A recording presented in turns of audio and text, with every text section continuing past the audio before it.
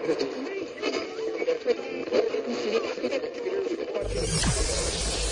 ready for unique, rare, and little-known treasures from the golden age of radio. You're listening to The Amazing World of Radio with Adam Graham. Welcome to The Amazing World of Radio as we continue our look at Alexander Hamilton through the eyes of old-time radio. If you have a comment, send it to me, box13 at greatdetectives.net, and you can listen to my main program over at the Great Detectives of Old Time Radio, greatdetectives.net, and the program's brought to you by our Patreon sponsors, patreon.greatdetectives.net. Well, we return to Cavalcade of America once again, and this time for the last time, and we focus on the event for which Alexander Hamilton has been best known for the last 200 years, and that is how he died. And this is the only surviving complete program discussing that. The original air date is July the 6th of 1942, and this one is The Gentleman from the Islands.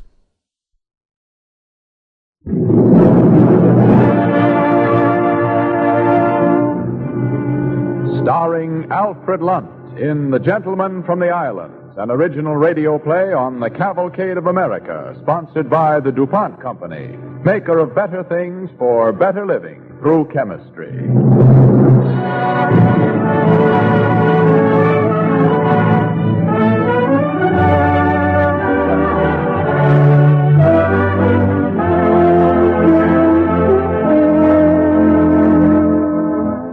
Tonight, the Cavalcade Playhouse is especially proud to welcome for his first sponsored appearance on the air the celebrated American actor Alfred Lunt. The play he has chosen for this event tells the story of a gallant and courageous gentleman from the islands of the West Indies, whose destiny it was to secure the unity of a great republic. The gentleman's name was Alexander Hamilton. Our play, written by Robert Tallman, encompasses 24 fateful days. Days that were to bring death to Alexander Hamilton and to his country a legacy beyond price. The DuPont Company presents Alfred Lunt as Alexander Hamilton in The Gentleman from the Islands on the Cavalcade of America.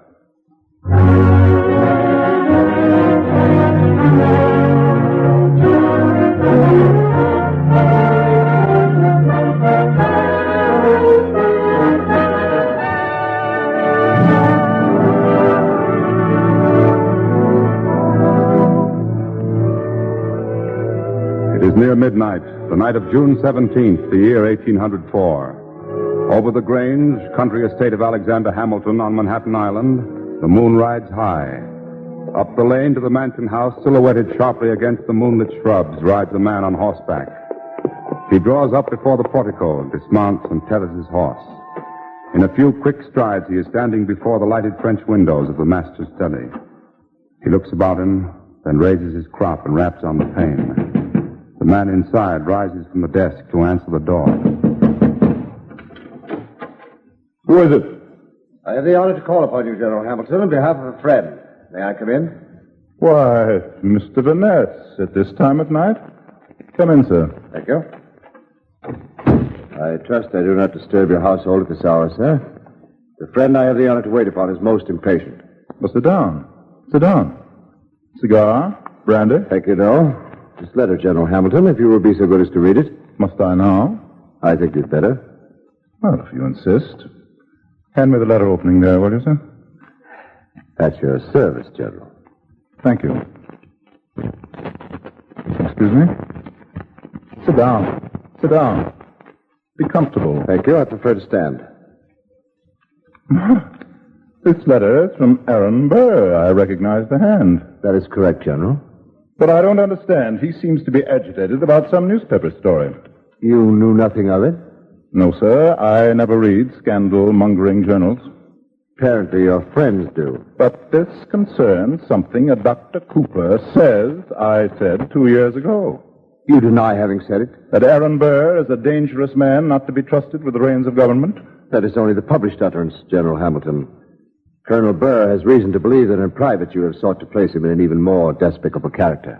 Mr. Vaness, despicable and more despicable is not worth the pains of distinction. Then you accept the challenge.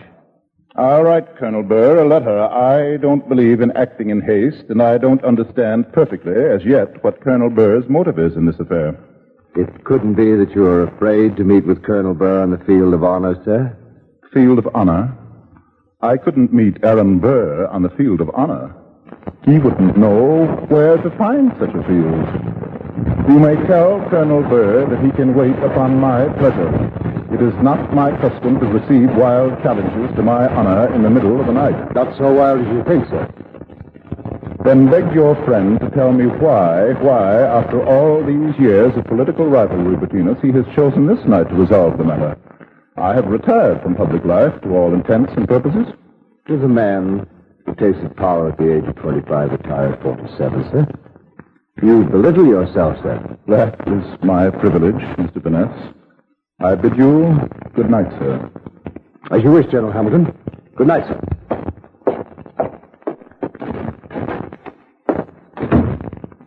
Alexander?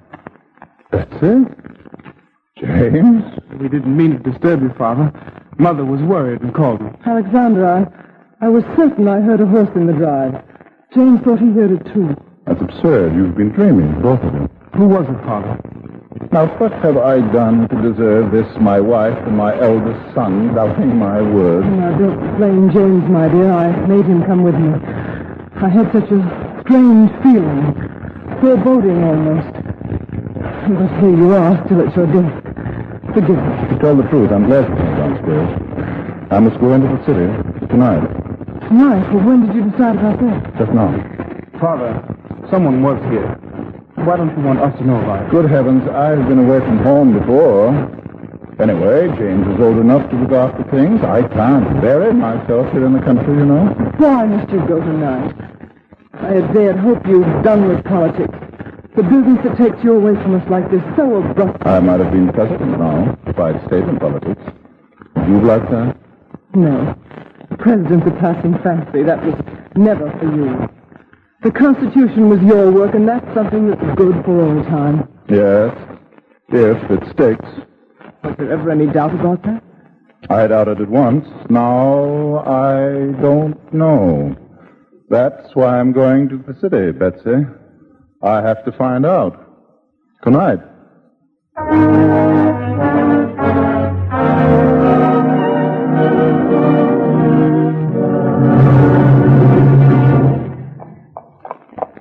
Oh, there. Oh, wait here, old girl. I shan't be long.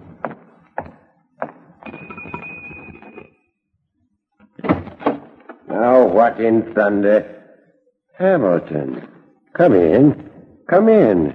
I'll make a light. I know the hour's late, Judge Pendleton, but... Well, think nothing of it. I just dozed off in my chair, as you see. You saved me a bad case of stiff joints. That's better. Now, what brings you out at this hour?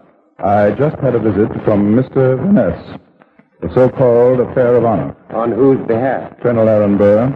I trust you didn't do him the honor of noticing his challenge. Not yet. You intend to do so? I might. You mustn't consider it. Burr is a deadly shot. This wouldn't be his first duel, you know. But it would be my first duel. First performances have a way of sticking in the public mind. Precious little comfort that would be if it were your last as well. I'm not so sure of that, Judge Pendleton. Why this concern over Burr, whom you've always held beneath contempt? Because I have reason to believe there is more to his challenge than meets the eye. Don't forget, Judge Pendleton, I'm not a bad shot myself. Burr doesn't gamble for little stakes. If it were only his personal honor at stake, he would have challenged me long ago, for I have never made any secret of my contempt for the man and all he stands for. Oh, don't forget, Hamilton, you have time and again frustrated Burr's highest ambitions. When he wanted to be president, you chose Jefferson instead. And only last month, you killed his chances of becoming governor of New York. He'd set his heart on that governor's chair. Ah, but why did that governor's chair mean so much to him? That's what I must make sure of, Pendleton.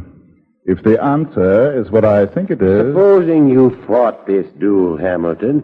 Supposing you killed Aaron Burr. You'd only make him a martyr. Ah.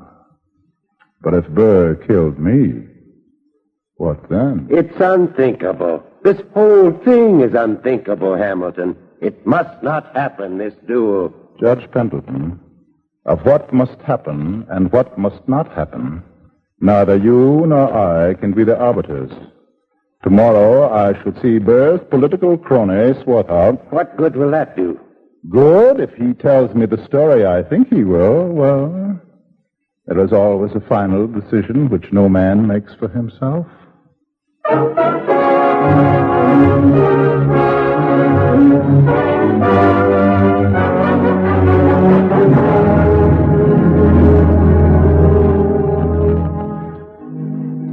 You are listening to Alfred Lunt in an original radio play, The Gentleman from the Islands, on the Cavalcade of America, sponsored by the DuPont Company. As our play continues, Alexander Hamilton, played by Alfred Lunt, is in the headquarters of the Society of St. Tammany, talking with one of New York's first political bosses, a gentleman by the name of Swarthout. Let us be realistic, Mr. Swarthout. You know perfectly well that without my support, your party cannot elect Colonel Burr or anyone else to the governorship, now or ever. So, now we know why you opposed Colonel Burr's election as governor. Wanted the job for yourself, eh? I haven't said so. Oh, come now. You're a man of the world, Hamilton. As plain as the nose on your face that you would... Excuse me, Mr. Swarthout. I didn't want to interrupt, but the gentleman was most insistent. What gentleman? Speak up. Mr. Cheatham, sir. Bring him in. Wait till Cheatham sees you here. I wager he'll... You'll wager what, Mr. Swarthout? Mr. Cheatham, I believe you have met General Hamilton. We've met. I hadn't dreamed we'd meet again. Perhaps you've been dreaming of other things, Mr. Cheatham. General Hamilton has decided to let bygones be bygones. Isn't that so, General? I haven't said so. No. I assure you, Mr. Cheatham, General Hamilton is only waiting to find out what we have to offer him. Huh? Well, is that so? Gentlemen, let's come to the point. It has been suggested that the office of Governor of New York might have its attractions for me. I needn't tell you that I resigned from public office once because it didn't pay. Secretary of the Treasury of the United States of America. Couldn't make it pay.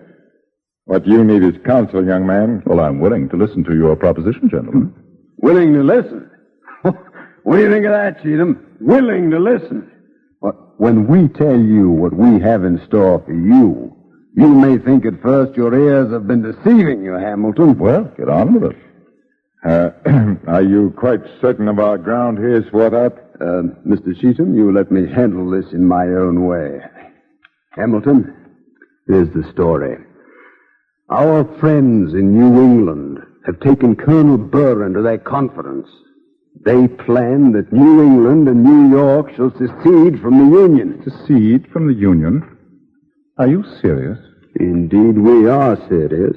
And what's more, I am confident that the French minister has assured Colonel Burr that France will back us up with all the military power she has. And when Napoleon's agent says that... When Napoleon's minister says that, beware, you will be his next victim. Would that be so unpleasant? Napoleon is realistic, and so are we of the manufacturing states of this country. Jefferson is bound and determined to ruin our foreign trade, all for the sake of a vague, romantic notion he calls democracy. We can't compete with a disciplined, organized nation like Napoleon's France under such a system. And so you propose that we should play his game, hmm? Just so. You begin to see the possibilities, my boy? I do. Ah? And I have just this to say. A more evil, scurrilous, rotten, treacherous scheme has never come to my attention. Swine. That's what you are. Filthy swine. May God forgive the American people for ever having allowed men like you to be born on the soil of a free nation. Do you think the unity of this vast continent is subject to the whim of your little corrupt thirst for power? I tell you it is not, and never shall be. And just how do you propose to stop us, General Hamilton? With my life, if need be. My life is a little thing compared to the future of the unity of the United States. How my name goes down in history is a matter of small moment. How this great nation survives in history means everything.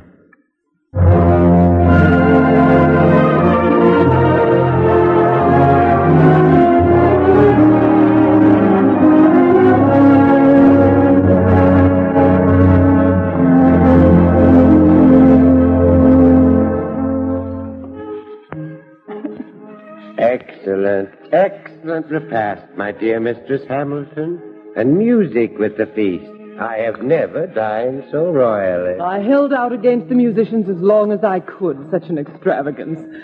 But Alexander would have it. James, when you're the head of the house, I adjure you, do not follow your father's example. You see the thanks one gets for a generous gesture, from the women at least. And the women, it's they we strive to please, after all. Don't be deceived, Father. Mother loves it. She told me so before dinner. Now, you're too old to be carrying tales, James. But it's true, Alexander. It's wonderful to see you so full of the enjoyment of life. Oh, one would think I had done nothing but add columns of figures for, these 20 years. And today is an exception. It's the 4th of July, you know, but no brandy. You'll be drinking toast till morning, I suppose, at the celebration in town. I certainly hope so. Well, I wouldn't have you miss it for the world. Aaron Burr will be there for certain, and I want everybody to see how much handsomer you look in your dress uniform. Aaron Burr will be there. Of course, isn't he always? Why? What's the matter? Nothing. Just, I'll have to polish up my speech. Well, Pendleton, let's be getting on. Good night, Father. Good night, Judge Pendleton. Good night, my dear. Hurry home and drink a toast to General Washington for us. 2 toasts. A dozen. Well, my boy, so you've decided. Yes.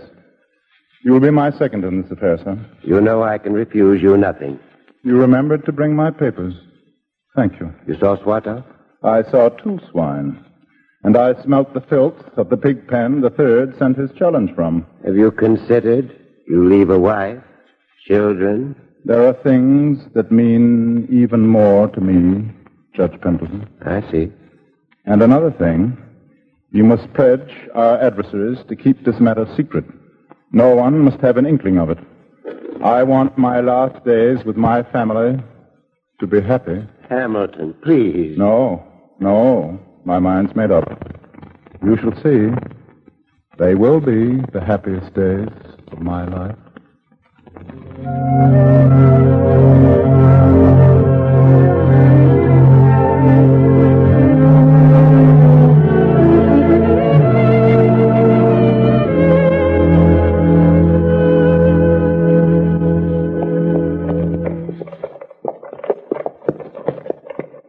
Here you are, my boy. Got you home earlier than we expected. I'm very much obliged to you, sir. You were magnificent, Hamilton. The way you faced Burr as if nothing had happened between you at all. Nothing has happened yet. I spoke to Van Ness in the course of the evening. July 11th is the date. At Weehawken Heights, across the Hudson. The New Jersey laws on dueling are more liberal. July 11th. And this is the 4th. The 5th now, 6 days. Well, good night, Judge Pendleton. Good night. God bless you.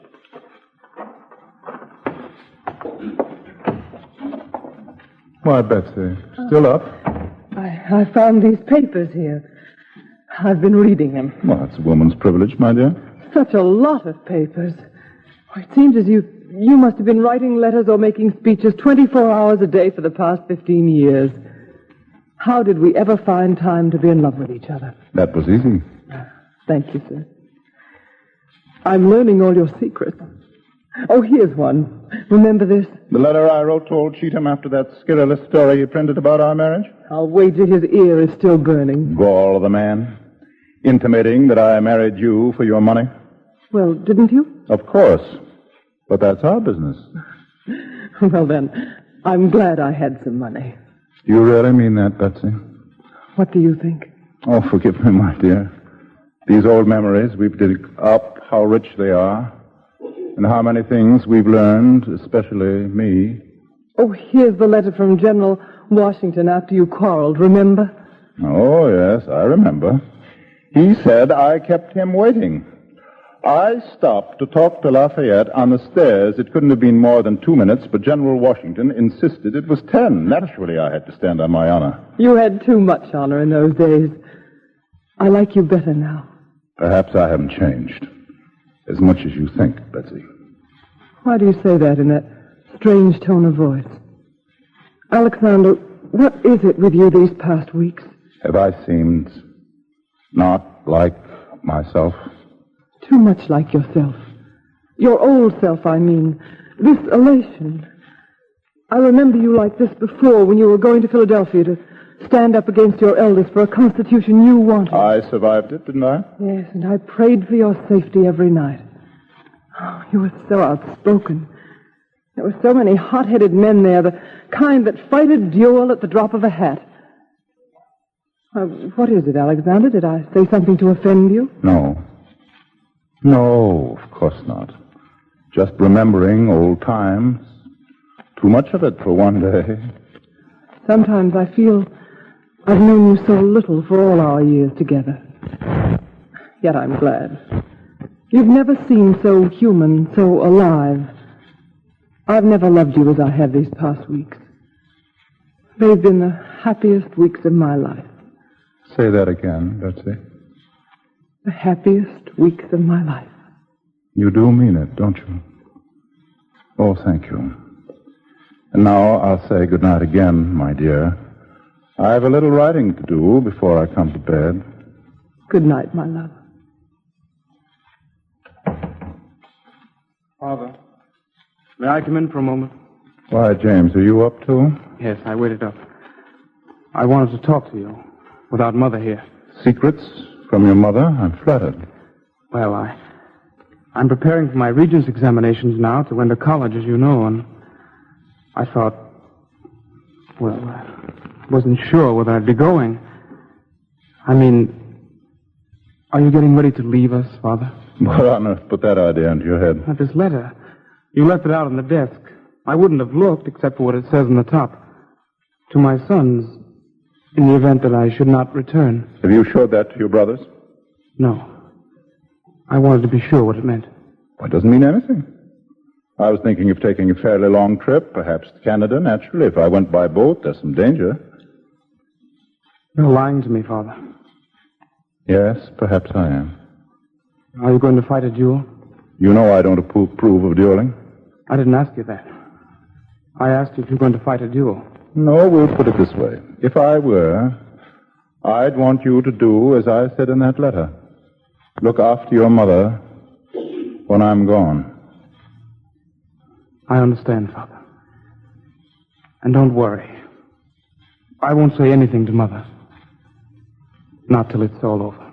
You're a great gentleman, James. I have no fears for you. Be a guide to your younger brothers and a comfort to your mother. I'll do my best. Now, good night. I've work to do. God bless you, my son. Goodbye, Father. Good luck.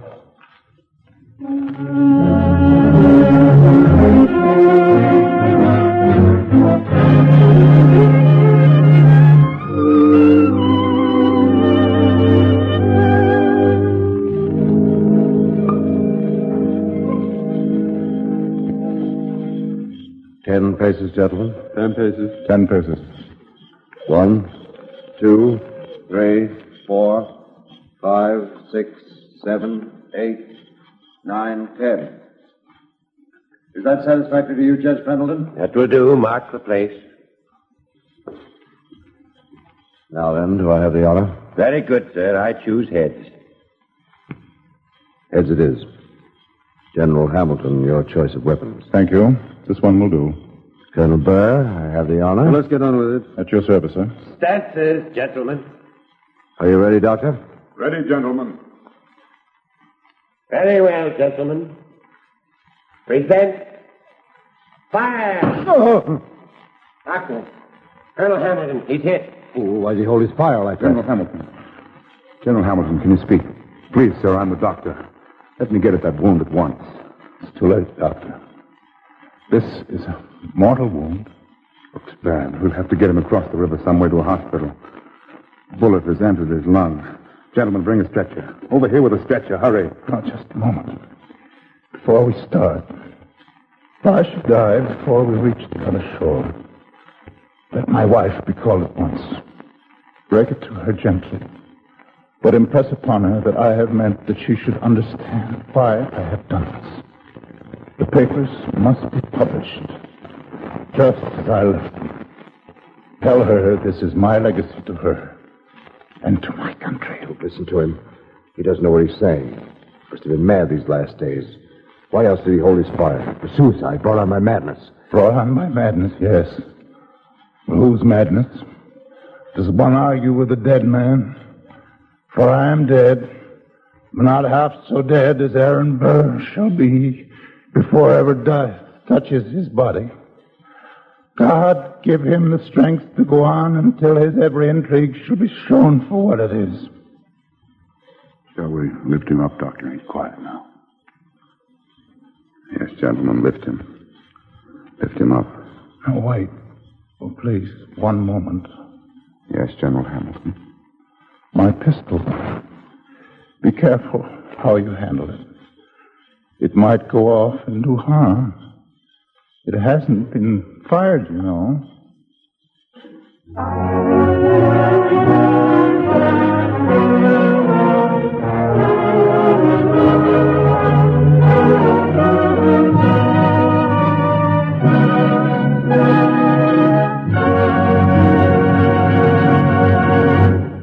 And now the star of tonight's cavalcade, Alfred Lunt.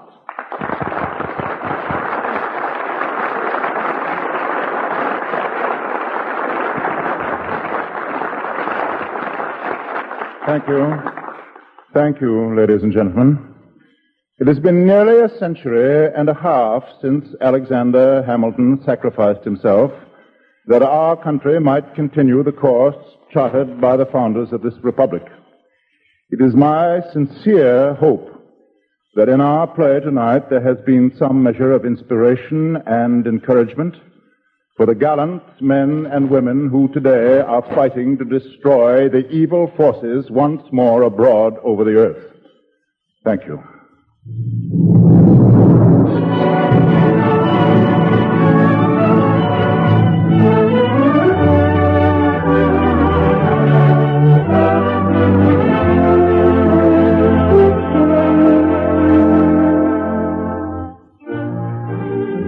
Next week on the Cavalcade of America, the distinguished character actor Dean Jagger in a new and thrilling radio play called Man of Iron, a story of John Ericsson's invention of the monitor.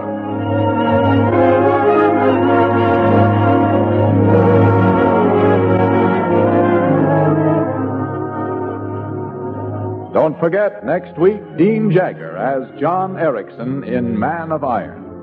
The orchestra and musical score tonight were under the direction of Don Voorhees. This is Clayton Collier sending best wishes from DuPont.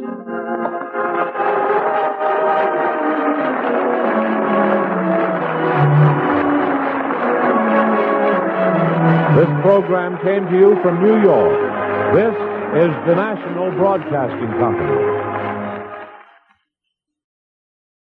Welcome back. Well, the account in this story really floored me because it was so different and had some things in there that I had not heard of, and so I'll go through what I was able to find in my research. The huge claim is in regards to Aaron Burr and an effort for New England secession. And here I think the audio drama here from Cavalcade of America does a bit more accurate job, still not completely accurate, in explaining the causes of what led Burr to the agitation of basically picking this duel, because there was no duel after 1800 in the election. However, for not taking an active role in trying to make sure that Jefferson prevailed in the House of Representatives, Burr was really distrusted by Jefferson, who under the new system, would not be put on the ticket. So Burr was looking for another way to further his career.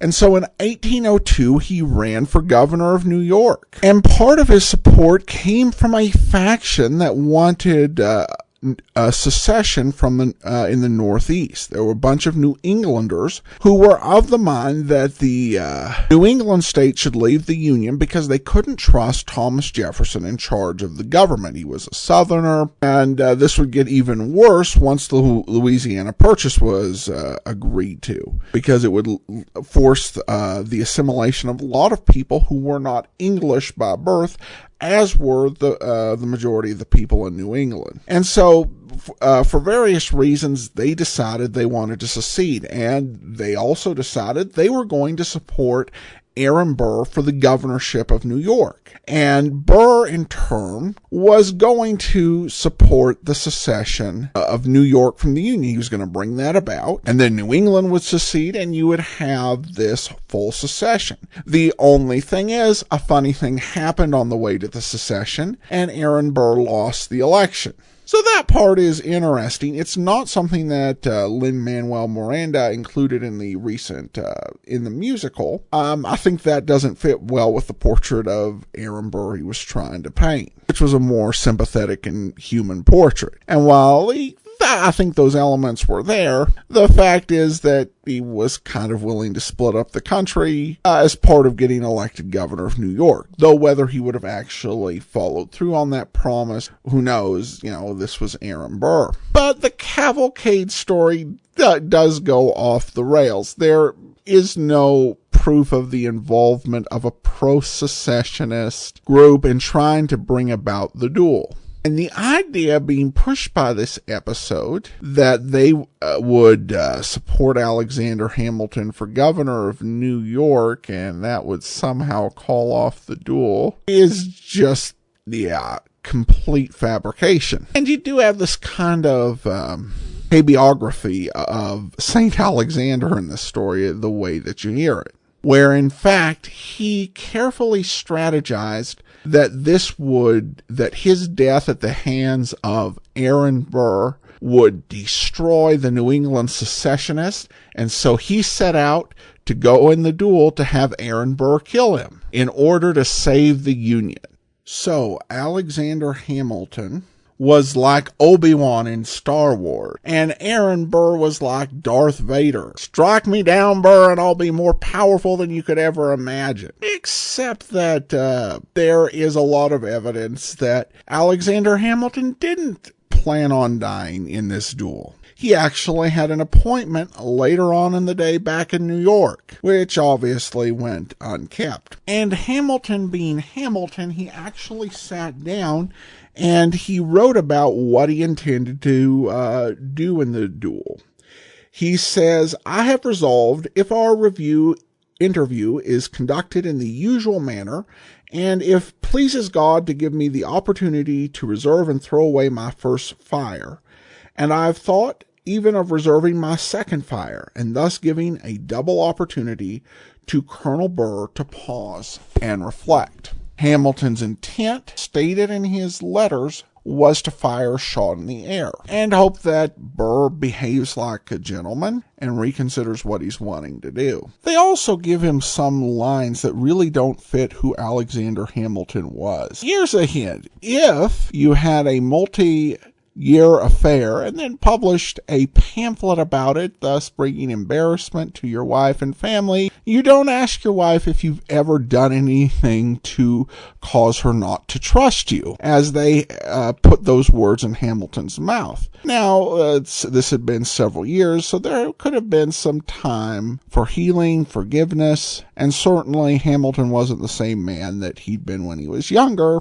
but still, that's not something he would have said.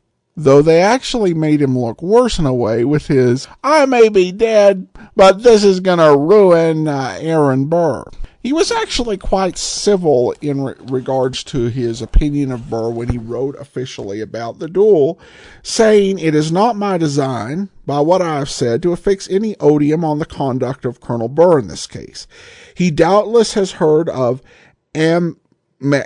adversions of mine which bore very hard upon him, and it is probable that, as usual, they were accompanied with some falsehoods. He may have supposed himself under a necessity of acting as he has done. I hope the grounds of his proceeding have been such as ought to satisfy his own conscience."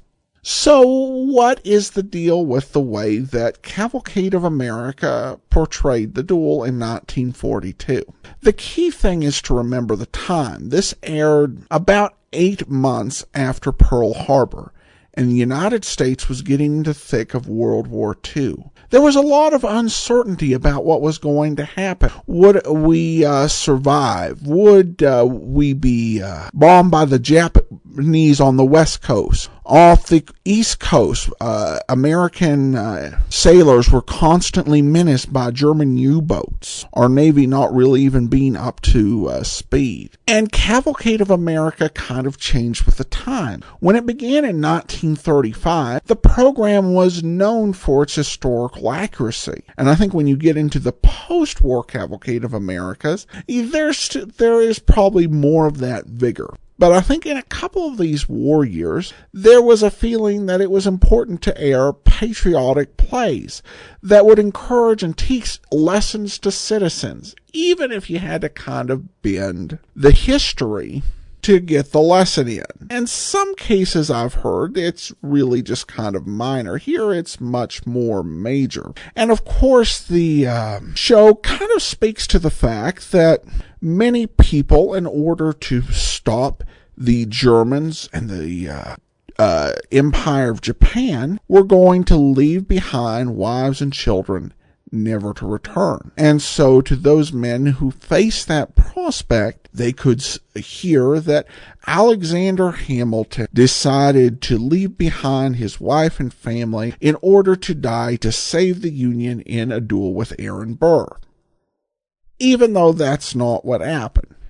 Now, I should say that You Are There did do a broadcast on the Burr-Hamilton duel, but unfortunately only the first half of that broadcast survived. And I think you would have probably gotten something a bit more objective and factual because it aired after the war. But nevertheless, this is the one that survived, and that's the story that it told. Even if they'd heard the true story, it definitely affected and captured the imaginations of Americans. And that well-known fact would be the fodder for artistic works.